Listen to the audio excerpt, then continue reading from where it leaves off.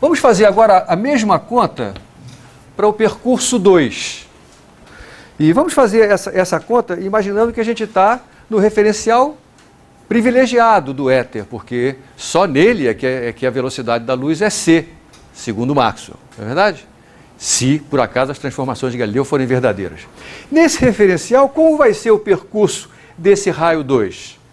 Esse percurso do raio 2, como eu estou andando com velocidade v para a direita, e no referencial que anda com velocidade v, esse percurso é vertical, então, para quem está olhando do lado de fora, vai ver esse percurso assim, ó. Né? Onde esse tamanho aqui, na vertical, é o comprimento do braço do interferômetro, L. Onde este tamanho aqui é V grande, a velocidade com que o interferômetro se move, multiplicado por T2 sobre 2, na metade do tempo, né, da ida e volta. E esse braço daqui é C, T2 sobre 2. Beleza? Ora, mas quando eu faço essa figura, eu destaco imediatamente um triângulo retângulo que vai me permitir estabelecer a conexão entre T2 e L. Então, aqui está o quadrado da hipotenusa, que é C2, T2 quadrado sobre 4, tem que ser igual à soma dos quadrados dos catetos, V quadrado, T2 quadrado sobre 4, mais L2. Como é que vai ser essa aura? Joga esse termo para cá, fatora T2 quadrado sobre 4, você fica com T2 quadrado sobre 4, que multiplica C2 menos V2, igual a L2. Joga o que não é T2 para o outro lado, extrai raiz quadrada, fica T2 igual, estou extraindo a raiz quadrada, vai dar 2L dividido pela raiz quadrada de C2 menos V2. Outra vez, por motivos que vão ficar mais claros daqui a pouco, eu vou fatorar esse C quadrado desse denominador. Quando eu fatoro o C quadrado, eu posso tirar ele da raiz quadrada e ele sai sem o quadrado, fica C. E aqui dentro fica 1 menos V2 sobre C2, que é o mesmo fator que apareceu aqui em cima. Então o resultado é 2L sobre C, 1 sobre raiz de 1 menos beta 2. E agora eu posso outra vez lembrar que beta é um número muito pequeno comparado com a unidade, portanto eu posso aproximar, usar a aproximação binomial para me livrar desse denominador. Resultando então para T2, 2L sobre C, que multiplica, vamos ver, aqui eu tenho 1 menos beta quadrado elevado a menos meio. Isso é aproximadamente igual a 1 mais meio de beta 2. Então aqui está o tempo que leva a luz para ir do espelho semi-transparente até o espelho que está no seu trajeto vertical, ida e volta. Veja que os dois tempos não são iguais. De fato, o tempo T1 é maior do que o tempo T2. A diferença entre esses dois tempos é que vai provocar a interferência. T1 menos T2 é 2L sobre C vezes 1. 2L sobre C vezes 1 morre um com o outro, né?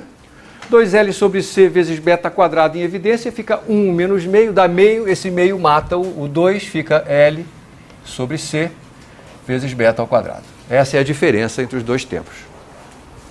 Se a diferença entre os dois tempos for nula, zero, isso equivale a dizer, se beta for zero, né? Se o referencial do éter for a própria Terra, né? Se beta for zero, ΔT é zero. Isso significa que não há diferença de tempo nos dois percursos, então essas duas ondas têm uma interferência construtiva. Verdade? Se essa diferença, ΔT, for metade do período da onda, então nós vamos ter a interferência destrutiva. Então o que nos interessa, na verdade, não é o ΔT sozinho, mas sim o ΔT comparado com o período da onda. Eu vou chamar de T maiúsculo o período da onda. Lembra que o período da onda está associado ao comprimento de onda, não é isso? Que a velocidade vezes o período é o comprimento de onda. De qualquer maneira, se eu sei qual é o comprimento de onda que eu estou utilizando no interferômetro, eu sei qual é o seu período. Tá certo?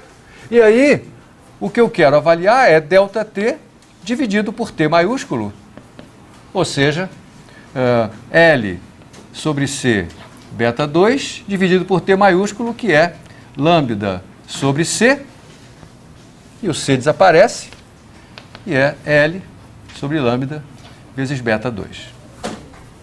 Tá certo? Isso aqui é que vai me dizer que tipo de interferência eu vou ter. Se esse número for um número inteiro, significa que a diferença de tempos é um número inteiro de períodos, então as duas ondas vão interferir construtivamente, elas vão estar em fase. Se esse quociente for um número semi-inteiro, é meio, 3 meios, 5 meios, eu vou ter interferência destrutiva.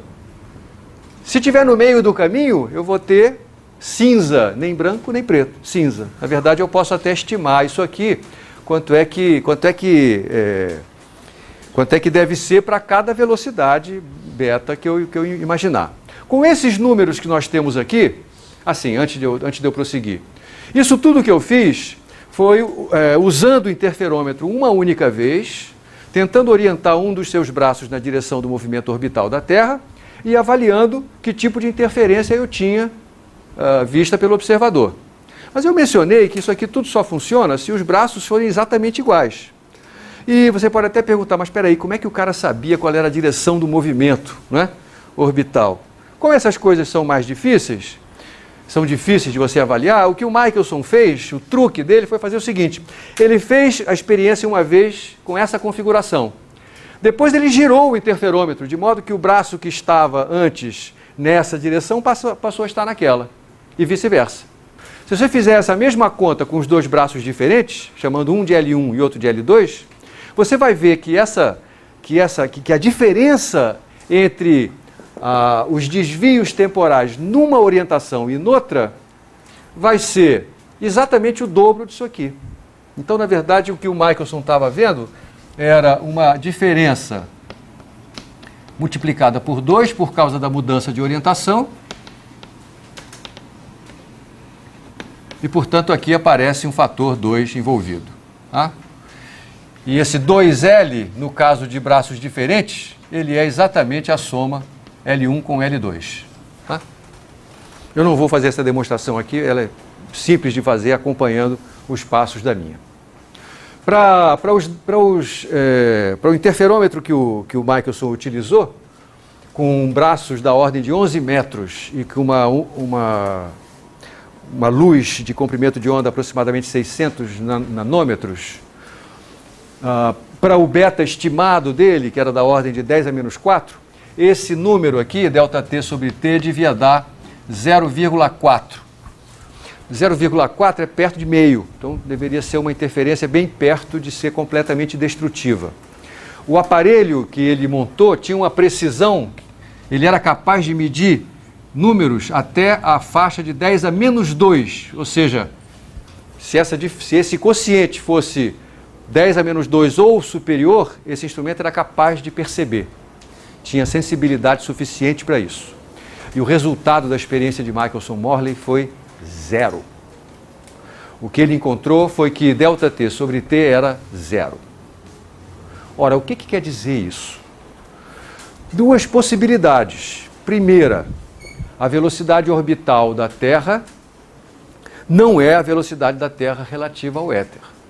A velocidade da Terra relativa a esse referencial imaginado, né, é 0. Ou seja, esse referencial caminha junto com a Terra. Né? Tendo pensado nisso pela primeira vez, o Michelson e o Morley repetiram essa experiência em diversas estações do ano.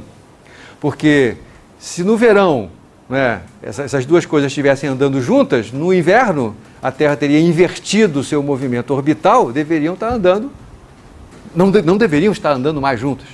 E continuou dando 0. Então só tem mais uma alternativa. A Terra carrega o éter junto consigo, o que não é muito plausível, não é verdade? Então, a experiência de Michelson-Morley deixa o mundo científico numa situação desagradável. Não se consegue entender por que é que ela dá um resultado nulo quando argumentos, raciocínios extremamente simples, levam à conclusão de que esse resultado deveria ser não só diferente de zero, como facilmente perceptível pelo instrumento que o Michelson montou. Então estamos nessa situação em 1887. Michelson descobre que o interferômetro não é capaz de medir a velocidade da Terra em relação ao éter. Que alternativas restam? Na verdade, resta uma, que é a seguinte: não tem éter coisa nenhuma. E uma das duas coisas está errada. Ou o eletromagnetismo de Maxwell está errado, quando ele prevê essa velocidade c para a propagação da luz, ou a transformação de Galileu está errada. Não tem outra possibilidade. Ora, o eletromagnetismo, nessa altura, já estava sendo testado há algum tempo e havia uma certa confiança em que ele funcionava na maior parte das vezes, né? Não havia nenhum indício de que o eletromagnetismo contivesse algum erro. O passo seguinte é muito difícil de ser dado, porque abandonar a transformação de Galileu é abandonar as nossas concepções mais elementares sobre o significado de tempo e de espaço. É preciso muito atrevimento para romper com isso.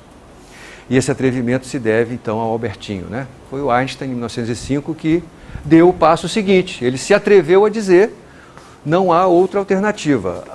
As transformações de Galileu têm que estar erradas. E aí ele foi conceber quais deveriam ser as transformações corretas. Mas ele já sabia, nesse momento, que ao fazer essa proposição, ao propor a não validade das transformações de Galileu, ele tinha um trabalho enorme pela frente. Isso porque a mecânica newtoniana ela estava em completo acordo com a transformação de Galileu, não é verdade? Elas eram quase que simbioticamente ligadas. Então, se eu vou abrir mão das transformações de Galileu, eu vou ter que abrir mão da mecânica newtoniana junto. E isso era uma coisa difícil de fazer. Até porque também a mecânica newtoniana era muito bem testada. Acontece que esse tipo de diferença, né, ela só vai se tornar mais perceptível quando eu tenho velocidades mais perto da velocidade da luz, porque tudo isso que a gente está fazendo depende criticamente desse fator beta aqui, né? Quando beta é muito pequenininho, se beta for desprezível, outra vez, se beta é zero, isso aqui é zero também, né? Então, para betas muito pequenos, essa discrepância que aparece com o trabalho do Michelson, ela não seria perceptível na maioria dos casos, a não ser quando eu tivesse instrumentos tão sensíveis como esse. Tá certo?